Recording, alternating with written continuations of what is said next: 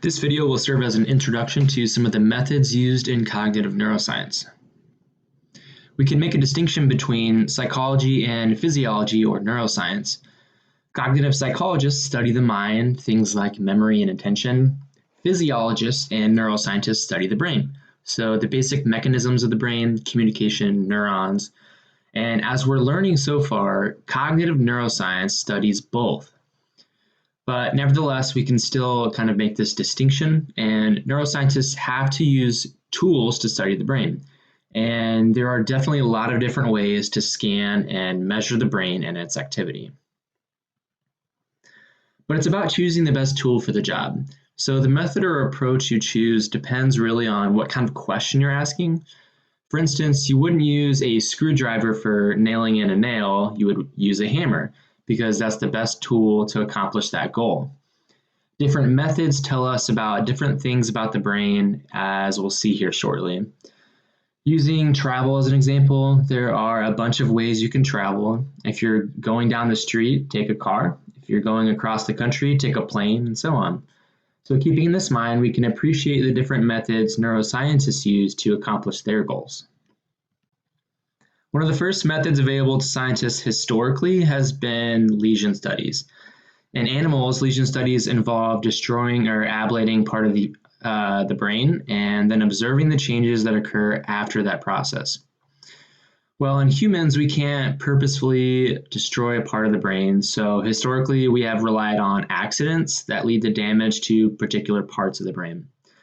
The famous case here is Phineas Gage. Other common examples are when individuals suffer a stroke that leads to cell death and damage to particular areas of the brain.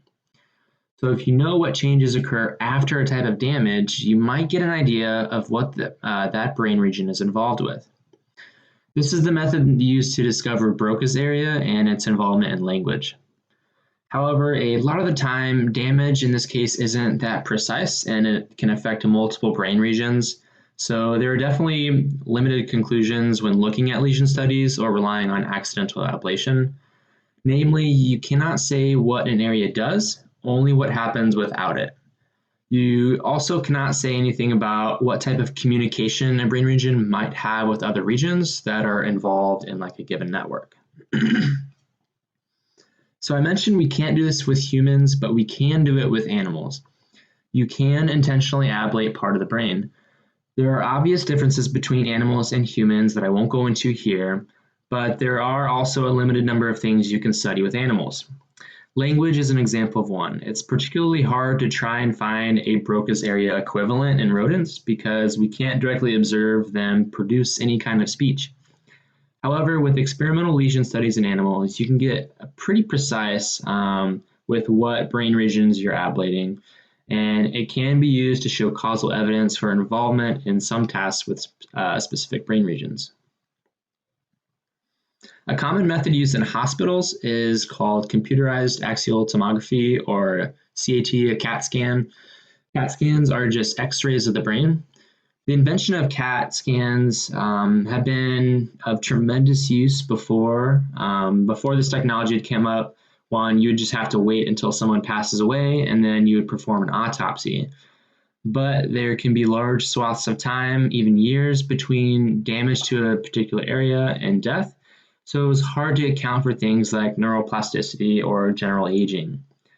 CAT scans, when they came on the scene, they were useful because they could quickly assess damage to the brain pretty quickly, same day type of stuff. This works essentially by looking at the density of various tissue structures. Some of the limitations of CAT scans include poor resolution and exposure to radiation. It's an X-ray. But overall, it's very useful in hospitals because when needing to test for obvious damage that doesn't need very high precision or resolution, CAT scans work pretty well. Next is magnetic resonance imaging, MRI. This is better than a CAT scan in terms of its resolution. Without getting heavy into the physics, MRI uses magnetic fields to image the brain and its structure with high precision.